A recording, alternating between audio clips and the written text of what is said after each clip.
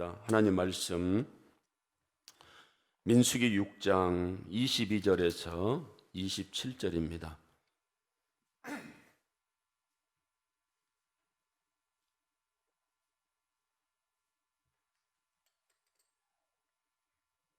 우리 22절부터 같이 읽겠습니다. 여호와께서 모세에게 말씀하여 이르시되 아론과 그의 아들들에게 말하여 이르기를 너희는 이스라엘 자손을 위하여 이렇게 축복하여 이르되 여호와는 내게 복을 주시고 너를 지키시기를 원하며 여호와는 그의 얼굴을 내게 비추사 은혜 베푸시기를 원하며 여호와는 그 얼굴을 내게로 향하여 드사 평강 주시기를 원하노라 할지니라. 그들은 이같이 내 이름으로 이스라엘 자손에게 축복할지니 내가 그들에게 복을 주리라. 아멘. 우리가 오늘은 맥주 감사 주일로 지킵니다. 상반기 동안 하나님께서 지켜주신 그 은혜에 감사하는 절기입니다. 여러분, 고대에는 이제 농업 사회 아니었습니까? 그래서 봄에 씨를 뿌리면 우리가 수고하고 또 비료도 주고 열심히 하지만 열매를 거두기까지는 하나님이 햇빛도 주어야 되고 또 때에 따라서 비도 주어야 됩니다. 그리고 건강도 해야 되죠. 그렇게 해서 첫 열매를 수확하게 되는데 그 첫 열매를 이제 수확해서 하나님 앞에 이것은 하나님의 은혜입니다 라고 드리는 것, 이게 맥주 감사 절인데요. 요즘은 뭐 산업 경쟁 사회 가운데 살기 때문에 농사는 안 짓지만 그럼에도 우리가 2020년 시작해 가지고 얼마나 많은 어려움들이 있었습니까? 코로나로 인해서 뭐 1,000만 이상이 감염이 되고 또 수십만의 사람이 죽지 않았습니까? 그리고 지금도 진행 중이지 않습니까? 그럼에도 불구하고 하나님께서 우리의 교회를 지켜주시고 가정도 지켜주시고 건강도 지켜주시고 그리고 우리가 이 자리에 나오기까지 우리의 마음과 생각도 지켜주신 것, 그래서 예배 드릴 수 있고 그래서 우리가 어렵지만 힘들지만 소망을 주시고 은혜를 베풀어 주셔서 이 시간도 감사하면서 예배를 드리고 물질을 드릴 수 있는 줄로 믿습니다. 그래서 모든 것이 하나님의 은혜입니다라고 감사합니다라고 고백하는 이런 맥주 감사 주의를 우리가 지키게 됩니다. 여러분, 그런 것 같습니다. 세상이 우리를 지켜주는 것은 아닌 것 같습니다. 그래서 선한 목자 되신 우리 주님이 인생 끝나는 그 시간까지 우리를 지켜주시고 인도하여 주십니다. 그래서 하박국 선지자도 처음에는 불평을 많이 했죠. 3장 17절 18절 보니까 처음에는 무화과 나무가 없다라고, 포도나무에 열매가 없다라고, 감람나무에 소출이 없다라고, 먹을 것이 없다라고, 외양간에 소가 없다라고, 건강도 없다라고, 이렇게 많은 불평을 했지만 그가 하나님 앞에 기도하면서 하나님이 은혜 베풀어 주셔서 깨달은 게 뭔가 하면 18절입니다. 나는 여호와로 말미암아 즐거워하며 나의 구원의 하나님으로 말미암아 기뻐하리로다. 하나님으로 말미암아, 하나님이 소망을 주셨기 때문에 비록 나라가 망하고 비록 먹을 것이 없고 건강이 없고 그렇지만 하나님이 나에게 은혜 베풀어 주셨기 때문에 내가 하나님의 교회를 섬길 수 있고 내 마음과 생각을 주장하여 주셨기 때문에 하나님이 기쁨을 위하여 살아갈 수 있고 하나님이 내 마음과 생각을 주장하여 주셨기 때문에 회개하는 심령을 주셨기 때문에 우리가 하나님 앞에 회개도 할 수 있는 줄로 믿습니다. 이 모든 것이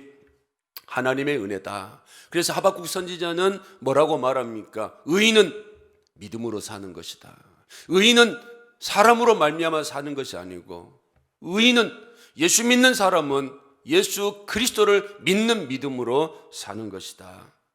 잠언 25장 19절에도 이런 말씀이 있습니다. 환난 날에 진실하지 못한 자를 의뢰하는 것은 부러진 이 위골된 발 같으니라. 환난 날에 우리가 무엇을 의지해야 될 것인가? 진실하지 못한 자, 우리에게 정말로 도움을 주지 못한 것을 의뢰하는 것, 이것은 잘못된 것이다라고 말을 합니다. 여러분, 그렇습니다. 우리가 어려움을 당해보니까, 이 코로나 이 재앙을 우리가 당해보니까 정말 의지할 분이 누군가, 의지할 대상이 누군가, 이게 여러분 확연하게 드러나게 되는 거죠. 건강을 우리가 의지할 수 있습니까? 사람을 의지할 수 있습니까? 세월을 의지할 수 있습니까? 물질을 의지할 수 있습니까? 세상에 의지할 것은 아무것도 없다라고 하는 사실.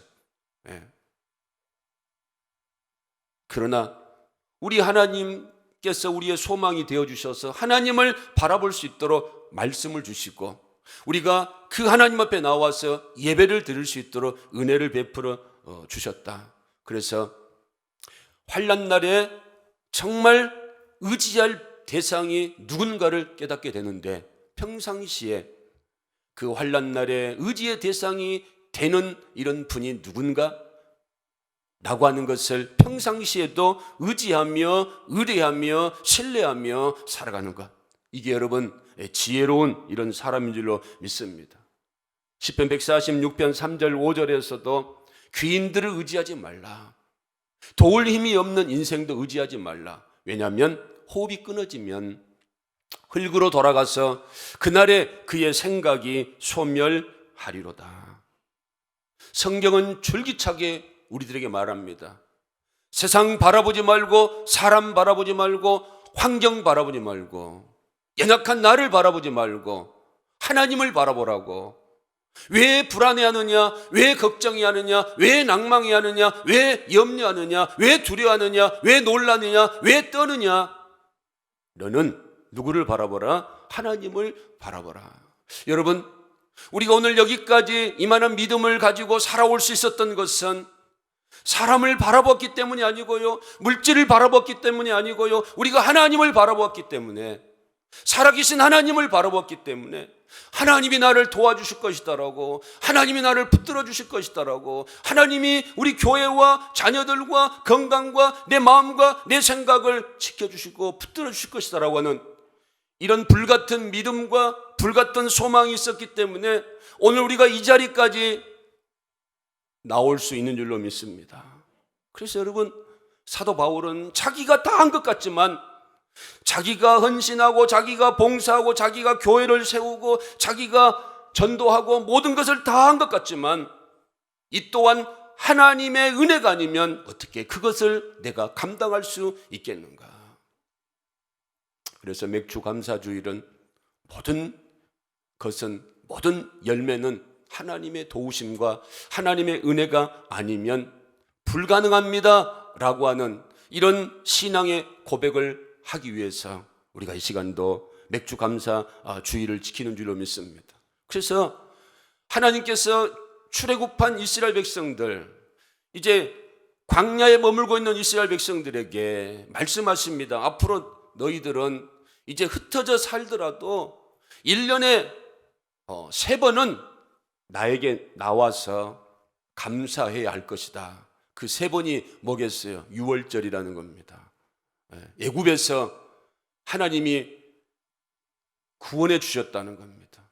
첫 장자를 죽이지 않고 살려주셨다는 겁니다. 생명을 살려주셨다는 겁니다. 이거 잊어버리지 말고 1년에 한 번씩. 그리고 맥주절을 지키라고. 너희들로 말미암아 열매가 맺어지는 것이 아니고, 사실 여러분, 우리 생각대로 되는 게 있습니까? 우리 마음대로 되는 게 있습니까? 안 된다는 겁니다. 하나님의 은혜가 임해야 풍성한 열매를 맺을 수가 있다라고 하는 사실. 그래서 첫 열매를 맺게 해주신 거, 이거 하나님의 은혜다. 이거 하나님께 감사해야 된다. 그래서 맥주 감사주일. 그로부터 여러분 이제 수확이 되고, 그래서 창고에 저장을 하고, 그래서 이 모든 풍성한 것들 하나님이 주셨다라고 수장절을 지키라고. 그래서 해년마다 지키라고 하니까 이것은 뭔가 잘 될 때만 드리는 것이 아니고요, 뭔가 안 될 때에도, 뭔가 흉년이 왔다고 할지라도 그래도 하나님 앞에 해년마다 3번은 빈손으로 나오지 아니하고 감사하는 마음을 가지고 나와서 하나님 앞에 절기를 지킬 것을 말씀을 하고 있습니다. 그래서 맥추절을 지키기 위해서 하나님 앞에 감사하기 위해서 해야 할 일이 뭔가 하면 출애굽기 34장 23절에 보니까 너희는 모든 남자는 매년 3번씩 주 여호와 이스라엘의 하나님 앞에 보여라. 하나님 앞에 나오라는 겁니다. 하나님 앞에 나와서 예배를 드리라는 거죠. 네. 여러분, 이 사람이 신앙이 타락했다라고 하는, 신앙이 병들었다라고 하는 이게 증상이 뭔가 하면 교회에 출석하지 않는 겁니다. 네. 그래서 병원에 가면 의사들이 물어보지 않습니까? 진단하지 않습니까? 우리의 영적인 이런 거 진단, 우리가 영적으로 병이 들었는가, 우리 신앙에 문제가 있는가 없는가, 그거 첫 번째 진단 테스트가 뭔가 하면 교회를 오고 싶은가, 교회를 오고 싶지 않는가, 이거라는 겁니다. 여러분, 하나님이 은혜를 주시면 하나님 교회에 나오고 싶은 이런 마음으로 충만합니다. 하나님의 교회는 주의 몸된 교회라고 말하지 않습니까? 여러분, 사랑하는 사람은 늘 가깝게 하고 싶습니다. 헤어지고 싶지 않고 멀리 있고 싶지 않다는 거예요. 우리들이 서로 사랑한다고 한다면, 부부가 서로 사랑한다고 한다면 떨어지고 싶지 않다는 것. 여러분들이 하나님을 사랑한다고 한다면 어떻게 여러분 하나님과 멀어질 수 있겠습니까? 하나님을 사랑한다고 하면서 어떻게 말씀과 멀어질 수 있겠습니까? 여러분들이 하나님을 사랑한다고 한다면 늘 가깝고 늘 만나고 싶고 늘 기도하고 싶고 늘 영광을 돌리고 싶은 것. 하나님은 감사하라고 말씀하시면서 이스라엘 백성들에게 모여라. 1년에 3번은 절기 때마다 모여라. 왜냐하면 이스라엘 백성들이 각 곳으로 흩어져 있기 때문에 멀리 있어서 예루살렘 성전에 매번 올 수가 없기 때문에 그래도 1년에 3번은 모일 것을 말씀을 하고 있습니다. 여러분, 그래서 우리가 무엇에 힘을 써야 되는가 하면 모이기에 힘을 써야 한다는 겁니다. 하나님 전에 나와서 이게 뭐 세상에서는 뭐 구역 모임 하지 말라, 성경 공부하지 말라, 이런 모임을 막으려고 하지만, 그러나 여러분, 하나님은 우리에게 모여라라고 말하고 있습니다. 물론 감염 위험 때문에 마스크는 잘 써야 되겠죠. 식사를 못하는 것은 이해가 되지만 우리가 마스크 쓰고 그리고 또 거리 두기 하면서 우리가 모여서 예배 드리고 우리가 모임을 통하여서 하나님 앞에 찬송하고 예배 드리는 것은 우리가 반드시 해야 되는 것이다. 그래서 마태복음 18장 20절에도 두세 사람이 내 이름으로 모인 곳에 나도 그들 중에 있겠다. 그리고 히브리서 10장 24절과 25절에 보면 마지막 때에 서로 돌아보아야 되지 않겠습니까? 사랑으로 선행으로 서로 격려해야 되지 않겠습니까? 구역장들이 이렇게 모여서, 기관장들이 모여서 구역 식구들의 현황도 살피고, 안 나온 사람들 왜 안 나오는가 여러분 살피고, 전화도 해보고, 그렇게 해서 서로 격려하고 위로하고, 병원에 있으면 또 찾아보기 힘들다 할지라도 전화로 위로하고 격려하는 것.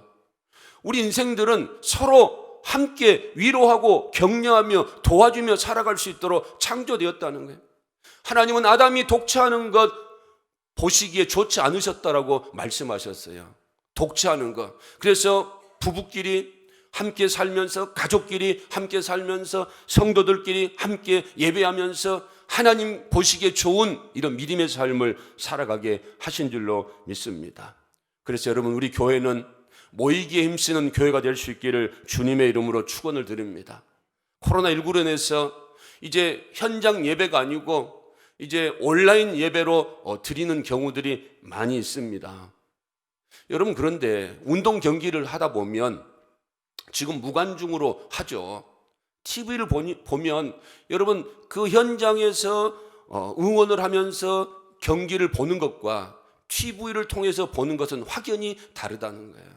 우리가 월드컵 때 그 현장에 나와서 수백만의 사람들이 대한민국을 외치면서 응원할 때 우리 선수들에게, 대표 선수들에게 얼마나 힘이 됐습니까? 그런 것처럼 여러분, 우리가 하나님 앞에 나와서 우리 모든 성도들이 열심을 다하여서 하나님을 찬송하고 하나님을 예배하는 것, 하나님께 얼마나 영광스러운 예배가 되겠는가. 여러분, 하나님은 모여서 함께 예배드리는 것 기뻐하시는 줄로 믿습니다. 예. 그리고 모이라고 하면서 뭐라고 말씀하시는가 하면 민수기 28장 26절에 보면 성회로 너희가 모이되 무엇을 하지 말라고 말씀하십니까? 아무 일도 하지 말라고 말씀하셨습니다. 예. 맥주절, 유월절, 감사절 지킬 때에 성회로 모일 때에 아무 일 하지 말라는 겁니다. 이 말씀은 무조건 이유 없이 그날은 하나님 앞에 나와서 모여서 예배드리라는 겁니다. 여러분, 주일 성수의 근본이 뭐겠습니까? 무슨 일을 하든지 멈추고 하나님 앞에 나와서 예배드리는 것, 하나님 앞에 나와서 함께하는 것, 이게 중요한 것이다. 여러분, 그래서 모이게 힘쓰시길 바랍니다. 예배드리는데 힘쓰시길 바랍니다. 주일날도 여러분 힘이 닿는 한 예배를 드리고요, 새벽 예배도 여러분 잘 드리시길 바랍니다. 여러분, 나를 위해서 여러분들에게 새벽 예배 드리라고 말한 것 아닙니다. 여러분들이 복을 받는 겁니다. 여러분들이 하나님 앞에 관계를 맺어가는 겁니다. 여러분, 관계 맺어가면서, 좋은 관계 맺어가면서 손해본 일 있습니까? 사람과의 좋은 관계 속에서도 얼마나 여러분 주고받으면서 위로가 되고 격려가 됩니까? 특별히 우리는 하나님과의 관계 속에서 하나님의 은혜와 하나님의 복을 누리며 인도함을 받으며 살아가야 하는데, 성경에서 하나님을 가까이 하라고, 하나님과의 좋은 관계를 유지하며 살아가라고 하는데, 이 죄악 때문에, 불순종 때문에 우리가 하나님을 멀리하고 세상과 더 가까이하고 세상과 밀접한 삶을 살아가면서 마치 여러분 노아 시대 때 세상의 사람들과 똑같은 방법을 가지고 살아가는 그 인생들을 바라보면서 하나님의 마음이 얼마나 한탄이 되고 얼마나 후회가 되고 얼마나 근심이 되어졌는가. 여러분, 우리는 하나님 마음을 한탄케 해드리고 하나님 마음을 후회케 하고 하나님 마음을 근심케 하는, 정말 여러분들이 하나님이 살아계심을 믿는다고 한다면, 정말 여러분들이 하나님이 우리와 함께 하신 분이라고 하는 사실을 믿는다고 한다면, 그래서 여러분, 제일로 불쌍한 사람이 누군가 하면 왕따 당한 사람입니다.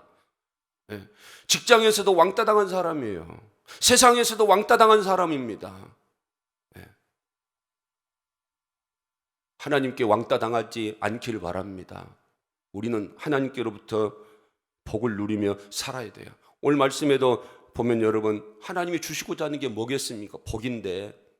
그런데 하나님이 복을 주시고자 아론과 그리고 모세에게, 이스라엘 백성들에게 축복하라고 하시는데요, 하나님이 주시고자 해서 주시고자 할 뜻은 뭔가 하면 계속해서 주시겠다는 거예요.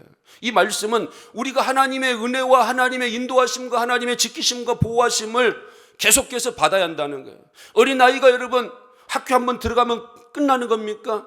부모의 도우심과 부모의 보살핌, 부모의 함께하심이 계속 되어져야 하는 것처럼 하나님이 우리에게 복을 주시겠다고 하는 것은 한 번 주고 끝나는 게 아니라는 겁니다. 계속해서 이 광야의 일정이 다 끝나는, 우리의 인생이 다 끝나는 그 순간이 우리가 하나님의 보호하심을 받아야 되기 때문에 하나님이 그런 복을 우리에게 주시겠다라고, 계속해서 복을 주시겠다라고 하나님께 좀 나오라고 간곡하게 축복을 좀 빌어달라고 하나님이 아론에게 부탁하고 있는 줄로 믿습니다. 그러면 여러분, 어떤 복을 주시기를 원하시는가? 24절에 보면 어떤 복입니까? 24절에 보면 여호와는 내게 복을 주시고 너를 지키시기를 원한다는 거예요. 네, 여러분, 이번에 서울시장 보게 되면 여러분, 이 마음과 생각을 지킨다는 것도 이게 여러분 내 마음대로 안 된다는 겁니다. 내 마음대로 안 돼요. 그래서 빌립보서 4장에도 보면 뭐라고 말씀하십니까? 아무것도 염려하지 말고 모든 일에 기도와 간구함으로 하나님 앞에 감사함으로 아뢰라고. 그리하면 그리스도 안에 있는 하나님의 무엇이요? 평강이 우리 마음과 생각을 지켜주시리라. 우리가 하나님이 내 마음과 내 생각을 지켜주시지 않으면 하나님 앞에 나와서 예배할 수도 없고 우리가 세상 가운데 살아가면서 늘 능력 있는 삶, 감사의 삶을 살아갈 수 없는 인생이라는 거예요. 여러분, 오늘도 우리가 하나님 앞에 나와서 감사하며 예배 드릴 수 있는 그 이유도 내가 감사해서가 아니고요, 내가 뭔가 잘 풀려서가 아니고요, 하나님이 은혜를 베풀어 주시니까, 내 인생의 뒤안길을 되돌아보니까 코로나19를 통하여서 많은 사람들이 어려움을 당하고 있음에도 불구하고 어떻게 우리가 감사할 수 있는가? 세상의 사람들은 힘들다, 두렵다, 공포스럽다, 염려가 된다고 말하지만 여러분, 우리는 그래도 감사할 수 있는 이런 마음들을 갖게 되는 것은 오직 하나님의 은혜인 줄로 믿습니다. 하나님이 지켜주신다는 거예요. 네. 계속해서 지켜주시겠다고 하는 겁니다. 여러분, 사실 이스라엘 백성들이 어디에 있습니까? 광야에 있는 거죠. 광야에 먹을 것이 있겠어요? 마실 것이 있겠어요? 그리고 내일을 보장할 수 있겠습니까? 그러나 하나님이 지켜주시겠다는 거예요. 이걸 좀 이스라엘 백성들에게 좀 빌어달라는 겁니다. 네. 그래서 여러분, 우리는 제목처럼 축복의 통로자인데요, 우리가 축복하지 아니하면 이 사람들이 복을 받을 수가 없는 거예요. 이스라엘 백성들 누구를 통해서 하나님 축복하기를 원하는가? 제사장들을 통해서 축복하기를 원하는데, 그러면 여러분들이 누군가 하면 너희는 왕 같은 제사장들이다라고 말씀하셨다는 거예요. 네. 여러분, 이렇게 중요한 이런 말씀을 전하고 있는데 여러분, 눈을 감고 있으면 되겠습니까? 좀 저를 좀 쳐다보시기 바랍니다. 네. 하나님이 아론과 그 제사장들에게 제발 너희들 좀 축복해 달라고, 네, 축복해 달라는 겁니다. 저 사람 저주하지 말고, 저 사람 징계하지 말고, 저 사람 비난하지 말고, 저 사람 축복 좀 해달라는 거예요. 왜? 하나님이 저들에게 복을 주시기를 원하기 때문에. 축복의 통로자로 제사장을 세웠다는 거예요. 왕같은 제사장이 여러분들을 세우셔서 하나님의 복이 여러분들의 가정에, 여러분들의 자녀들에게, 하나님의 복이 여러분들을 통하여서 지역사회에 흘러넘쳐가기를 원하기 때문에 하나님이 여러분들을 택하시고, 광야 같은 인생 여정이지만 내가 너희들을 끝까지 지켜주시겠다고 제발 너희들이 뭐 하라는 겁니까? 하나님의 복을 빌어달라고 말씀하고 있어요. 여러분, 신명기 32장 10절에 보니까 여호와께서 그를 황무지에서 짐승이 부르짖는 광야에서 만나주시고 호위하시며 보호하시며 자기의 눈동자같이 지키셨도다. 누가 고백하는 겁니까? 모세가 광야 40년 보내고 그 끝자락에 고백하는 거예요. 뒤돌아보니까 하나님이 지켜주시고 보호해 주시고 하나님이 함께해 주셨다. 어느 정도로 우리를 지켜주셨는가 하면 눈동자처럼 지키셨다는 거예요. 여러분, 우리 몸 중에 제일 중요한 몸이 어디겠습니까? 눈 아니겠습니까? 마치 눈을 지키는 것처럼, 눈을 지키는 것처럼, 눈동자를 지키는 것처럼 졸지도 주무시지도 아니하신 그 하나님께서 우리를 지키셨다는 거예요. 여러분, 우리가 지금 비록 현실은 힘들고 어렵고 곤고하고 아프고 내일을 예측할 수 없는 이런 상황이 있다 할지라도 하나님은 우리를 끝까지 지켜주실 줄로 믿습니다. 여러분, 사실 우리는 왜 두려워하지 말아야 되는가 하면 우리는 마지막을 알고 있습니다. 세상의 사람들은 인생은 나그네 길, 어디서 왔다가 어디로 갈지 모른다는 거예요. 왜 세상의 사람들이 걱정이 되고 염려가 되는가 하면 마지막을 모르기 때문에 그렇다는 거예요. 그렇지만 우리는 여러분 마지막을 아는 줄로 믿습니다. 마지막은 뭡니까? 하나님의 은혜로 말미암아 저 영원한 천국에 들어가는 거예요. 우리가 병들든지 우리가 아프든지 우리가 어려움 가운데 있든지 우리가 환난 가운데 있든지 어떤 어려움 가운데 있다 할지라도 우리의 마지막은 나를 부르시고 나를 지키시고 나를 인도하여 주시고 나를 저 영원한 생명의 길로 인도하실 것을 믿는 이 믿음을 가지고 하나님이 반드시 나를 지켜주시고 하나님이 나에게 반드시 복을 주신다라고 하는 이 믿음이 있기 때문에 우리는 걱정과 근심과 두려움과 염려가 아니고 우리는 오히려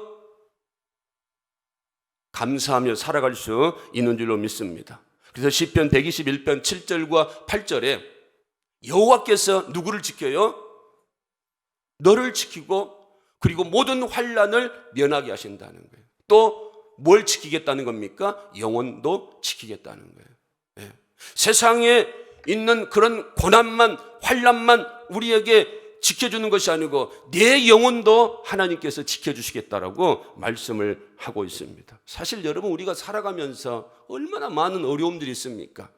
건강 때문에, 자녀 때문에, 남편 때문에, 신앙 때문에, 여러분 또 전염병 때문에, 재앙 때문에, 사고 때문에, 사건 때문에, 사람 때문에 얼마나 많은 어려움이 있습니까? 그러나 하나님께서 지켜주시겠다라고 약속을 하십니다. 그러면서 또 뭐라고 말씀하십니까? 25절에 보니까 은혜 베풀어 주시겠다.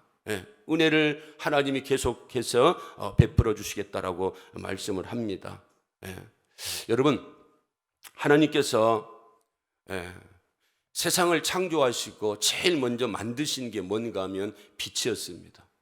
빛이 들어오니까 어둠이 물러가게 되는 거죠. 그래서 예수님도, 사도 요한은 이 세상에 무엇으로 오셨는가 하면 생명의 빛으로 오셨다라고 말씀했어요. 우리가 어둠의 권세에 매여 있어서 내일 일도 모르고, 그리고 세상의 임금인 사단이, 마귀가 시키는 대로만 삶을 살아갔는데 생명의 빛, 은혜의 빛이 들어오셔서 우리를 구원해 주시고 우리에게 어둠이 물러가게 해 주시고 우리로 하여금 하나님이 원하시는 이런 믿음의 삶을 살아가게 하셨다는 거예요.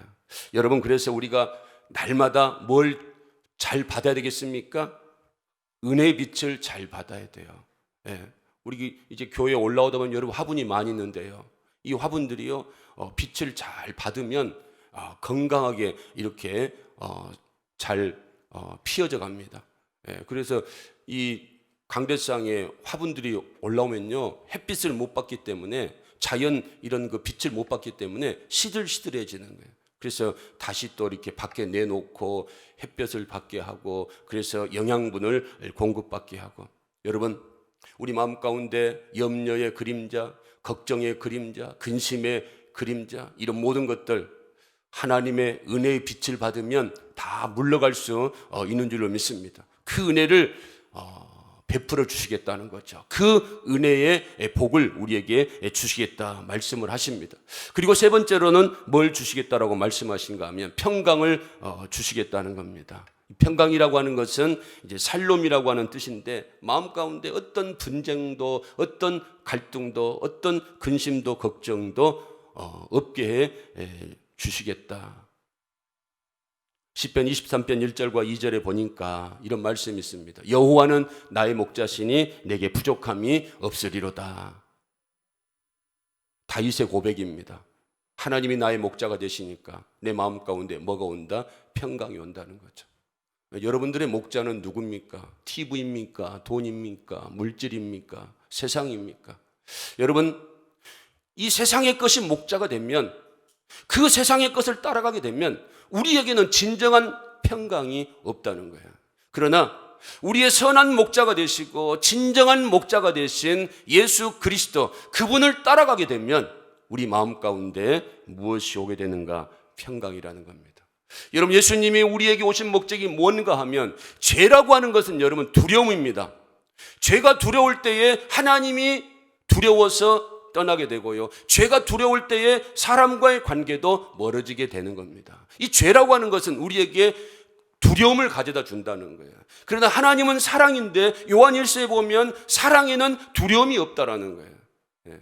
사랑에는 두려움이 없다는 거예요. 그래서 예수 그리스도 그분께서 이 세상에 오심은 우리의 죄의 문제 해결함 뿐만 아니고 우리에게 무엇을 주시기 위해서 오신 것입니까? 평강을 주시기 위해서 오셨다는 거예요.